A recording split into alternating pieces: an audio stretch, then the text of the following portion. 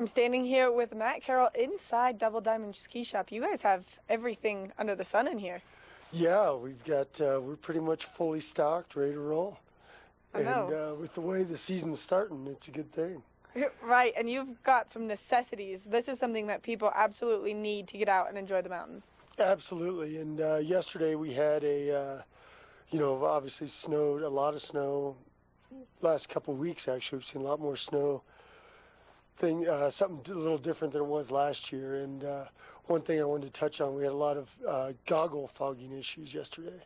And the one thing on goggles that people don't realize, they've got these vents up at the top that lets the air in and out. And particularly on snowy days like yesterday, those can get filled with snow or moisture, and that's going to cause the goggles to fog. So one thing really important is obviously try to keep this area clear of snow and moisture, but also don't keep your goggles on top of your head. Ideally, put your goggles on before you go outside.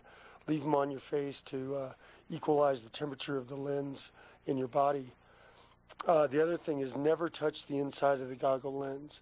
A lot of people, particularly if you fall, goggle comes off or gets snow inside it, they want to wipe the inside of that. But the better quality lenses have a treatment on the inside of the lens that prevents the fogging. So never wipe that inside. The best thing you can do really is go into one of a public restroom and use like an air dryer. Just don't put it too close to the dryer, just to let it dry out naturally.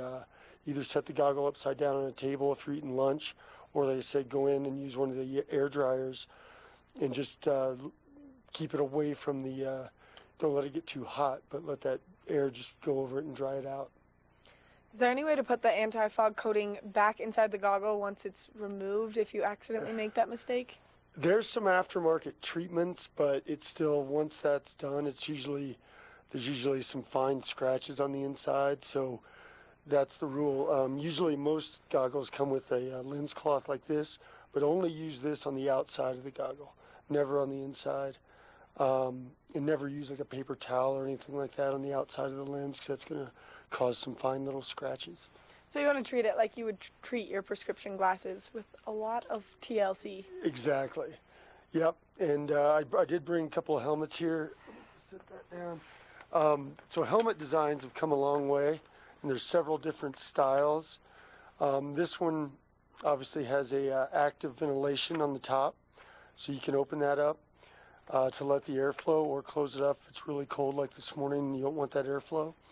The cool thing with this one too is it has the sizing adjustment here, and you can see how the whole helmet actually closes up around your head, so it gives you that really nice full wrap, and it'll open back up if you move the dial. And price-wise, level of adjustment and ventilation is kind of going to factor into the pricing of helmets. Another popular option that's been really popular the last couple of years is the integrated goggle into the helmet, kind of the fighter style or fighter jet style. So that goes down over the top. Really popular with people that have to wear glasses, stuff like that. But a really pretty cool design. Obviously a little pricier because you're basically getting a helmet and a goggle in one. And then the third option I've got here is kind of a passive ventilation system, where there's really no adjustable ventilation on the top of the helmet, just a passive system, but still works really well. This is actually the helmet I use. So. That's actually the helmet that I use too. Mine is just black. Matt, thank you so much for meeting us here this morning. Unfortunately, we are out of time. Come see the experts here at Double Diamond, though, to get all of your ski and snowboard necessities. They've got everything head to toe. Also, a great selection of gloves behind us, and they're all leather, which is going to keep you nice and toasty out there. So make sure you come see these guys. Coming up next, we have more Good Morning Vail, so stay tuned.